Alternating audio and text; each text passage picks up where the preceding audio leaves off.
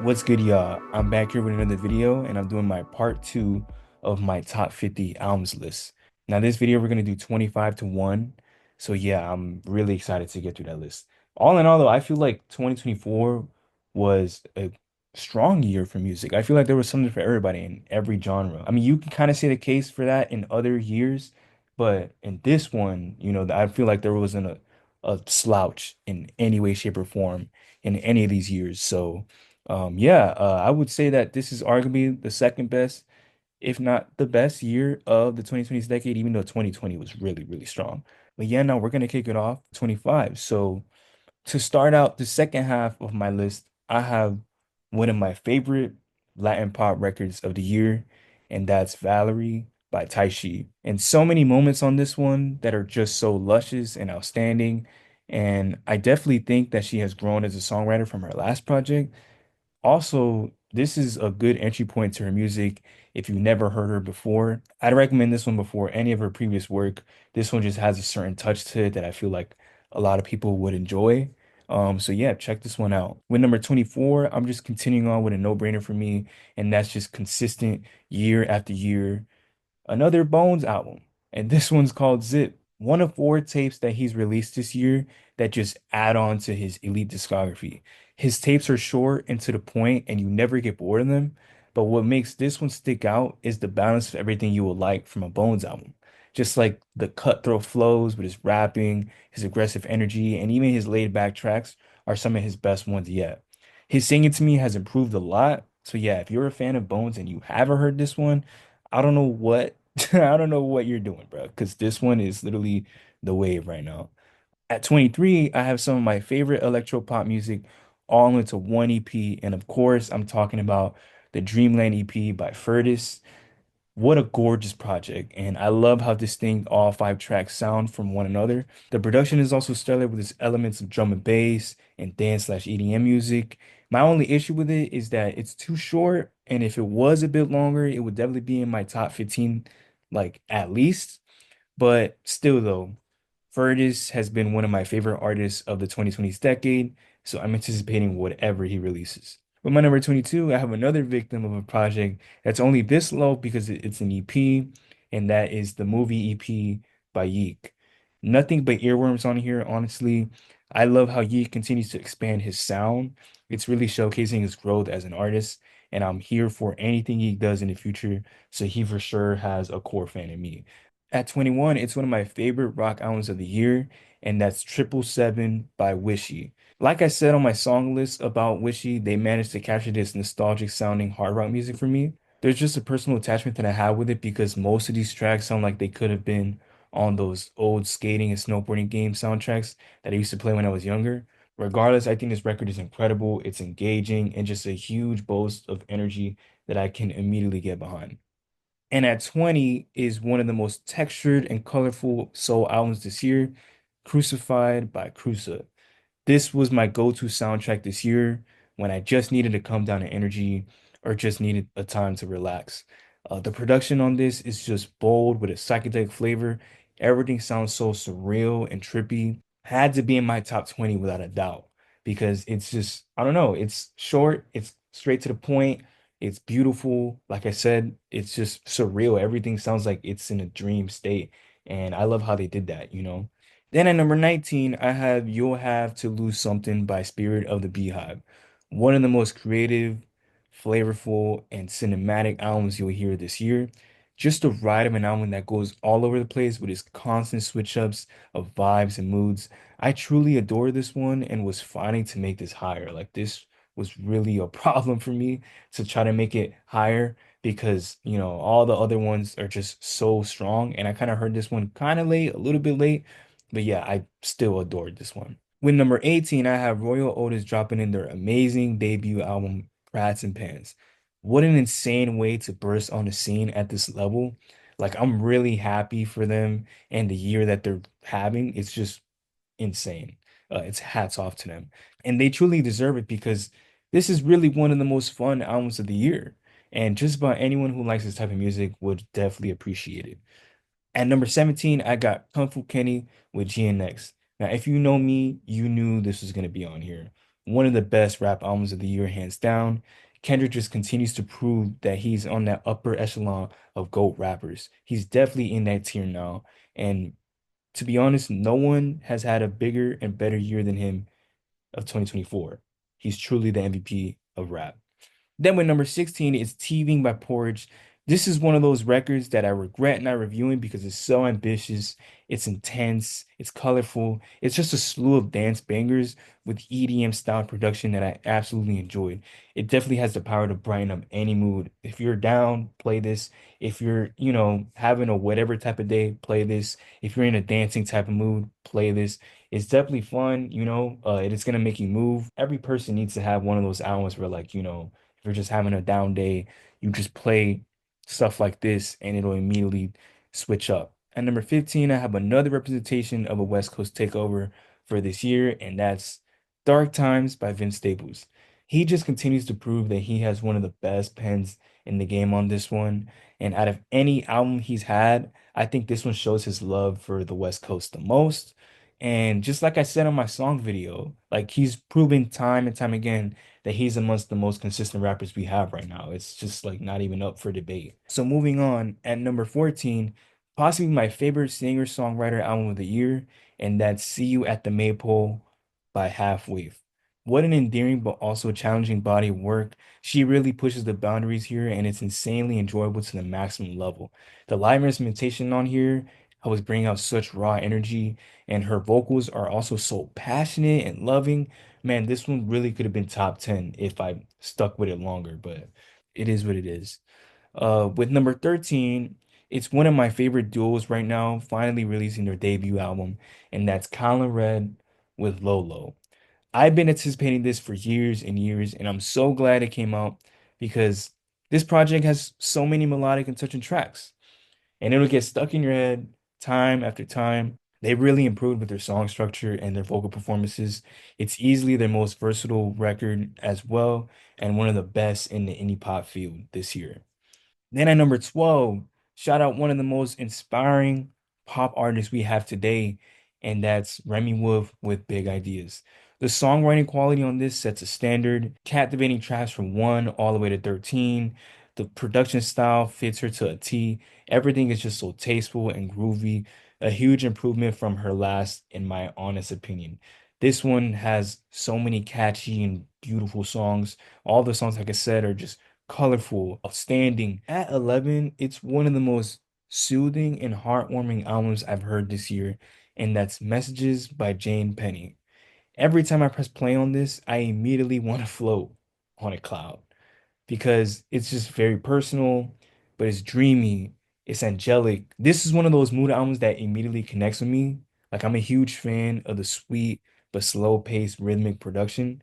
It really inspires me as a producer. All right, so now it's time for the big ones, bruh. It's time for the top 10. So at number 10, it's pretty much a pop legend at this point, having a phenomenal year along with a great album. It's Ariana Grande with Eternal Sunshine. What a huge bounce back from her last record. I found her interested in doing these specific batch of tracks, considering she had a whole concept put forward. And most of these songs are just unforgettable and breathtaking. Some of her most memorable performances land on here as well. And I also got to commend her for co-producing a bulk of these tracks. I'm really happy for her, especially for the year that she's having, 1000%. It's crazy because I have another bounce back record, and that's Blue Lips by Schoolboy Q. Quite literally my favorite rap album of the year. I never thought I would say that for Schoolboy, especially coming after Crash Talk. But this album honestly is a mess. It's not cohesive at all. Most songs have like 2 to 3 beat switches and don't really have any type of connection. But somehow it still works for me. And it's abrasive, it's in your face. None of the songs really sound the same, so they're all just unique in their own way and I just find it all amusing. And it's hardcore gangster rap with some of Schoolboy's quirkiest production to date, and it was in my rotation all of this year. Like if I want to just bop my head, this is definitely my go-to album, 1000%. With number 8, I have a legend in the making, chameleon in music. I can't really put him in a box, to be honest, but that's Toro with Whole Earth. I love this album, man, and another one that conquered the last quarter of my year because I saw some of these tracks live, which made it even higher on my list. I'm just so impressed with how he's able to switch up his sound across every album. He's extremely unique and one of the most consistent artists we have to date. Then at number seven, I have the Marias with their sophomore effort, Submarine. First things first, what an improvement with the songwriting and vocal performances. These batch of tracks will continue to get spammed on repeat in your library. Everything is bigger and better on Submarine in any way, shape, or form. So at number six is possibly the queen of pop, at least in this era, and that's Charli XCX with Brat. If anyone has ears and has heard Brat, how could this not be in your favorite albums list? Like I said on my songs video, every song on this album could have made that list because it's just a banger after banger after banger. And I adore this album. Like off first listen, you get the feeling that it's an immediate classic and it will completely stand the test of time. It can be disputed on whether or not it's her best album, but what can't be disputed is if this is her most important one in her discography, because the answer is clear, bruh. Now I'm down to the top five, and this is the toughest top five I had to make in a long ass time. At number five, I have the ultimate diamond in the rough, one of the most underrated artists right now, and that's Luna Lee with When a Thought Grows Wings. She's stunning with her words, with her song structure, with her production. She's immensely talented. It's a huge shout out to her for also being a multi-instrumentalist. Like, just completely commend her for that. And it inspires me truly. And it's just every track is so layered and lovely. To me, it's a substantial album that I recommend to almost anyone, to be honest.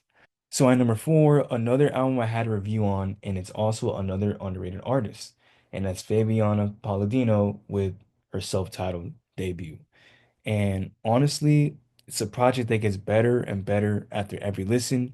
You really get mesmerized by every second that goes by because the production is distinctive, it's vibrant, it's heavenly. And I'm obsessed with this album. Like the performances on here are actually jaw-dropping. And it's one of the best pop records of the year, hands down. Like it's no question. Another record I had a review on, and that's still by Erica de Cassier, easily my most played artist of the decade so far. Like, spoiler alert, but she's my most played artist of the decade so far. At least that's what I've noticed from my Apple Music. And I absolutely love her, bruh. Because anything she's doing, I'm tapping the fuck in because she's just special to me. And this album isn't really relatable like a Sensational was, but that still doesn't take away from its greatness, in my honest opinion. Like, her songwriting on some of these tracks are some of the best she's ever had, and she has the most potential with the glow up, and I really see that for her. Like I really see a star in the making with Erica, and maybe that's just me fanboying about it, but nah, she's immensely talented, and I really, really do love her music. So my top two, I gotta pick one. So at number two, I have Magdalena Bay with Imaginal Disc. And I'm happy to be finally witnessing all the hype that they're getting, all the support, all the appreciation that they're getting, because they were sincerely a diamond in the rough. And, I was so happy to be a fanboy of them and witness their journey and witness their glow up, because now they're doing like late night shows. They have these huge publications talking about them and all these things. And that's just complete hats off to them because I never would have saw this shit coming. So, but to me, Imagine with This is one of the most versatile and thoughtful pop albums of the year. And I know it's too early to say, but honestly, this is an immediate classic.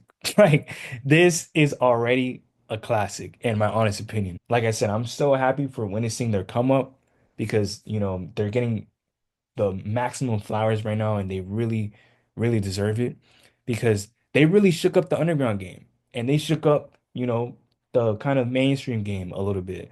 And now it's stamped that they're in those conversations. The album gets better and better after every listen, though. And the reason why I'm so passionate about this record is because it inspires me in my field on so many levels. And I'll be here in support of Mag Bay from here to forever, bro, because they really got a fan in me. It's undeniable that this is their best body work. This album has the biggest budget. This album has the best production. This album has the best vocals. This album has the best everything. It's bigger and better and bolder. And what a standout. It's going to be tough to top this one, but they can do it. I said that about their last one, and they did it. So we'll see. At number one, if I said a lot about Imaginal Disc, this one, man, my number one is A Mama by Crumb. This was by far the soundtrack of my year, and the reason why Mag Bay and this one was so close in the head-to-head matchup is because like Mag Bay kind of came out 4 months ago. Like it came out in August. This one came out in May, so I had a lot more time with it, and I had a lot more memorable moments with it. I'm not one to be like in the moment and just forget about, the shit that dropped just because it dropped early in the year. So I had to give this one the nod because I had more time with it. And this one really did drop my jaw. Because, like I said on my song list about their track Genie, as soon as this dropped back in May and I finished the album, I said this was my favorite of the year. And it's going to be hard to top this one. And nothing topped it. Like I said, Mag Bay came close. Nah, this topped it 100%. It just hit me in a way where when I first heard it, I was amazed. And it's still unbelievable to me. And every song has its own unique flavor. The standout for me, of course, is Genie, but every song has its own flavor and twist to it. And it really takes psychedelic rock to new heights. And I'm a huge fan of what it is that they're doing with this one. It's daring, it's vivid, it's theatrical, and it's just everything I look for in music. So that's why it's my number one of the year. And yeah, that's my list. 2024, like I said, phenomenal year in music. Shout out to everybody that produced all these records. This is a real standout. It's really going head to head with 2020 in terms of being, the best year of the decade so far in music.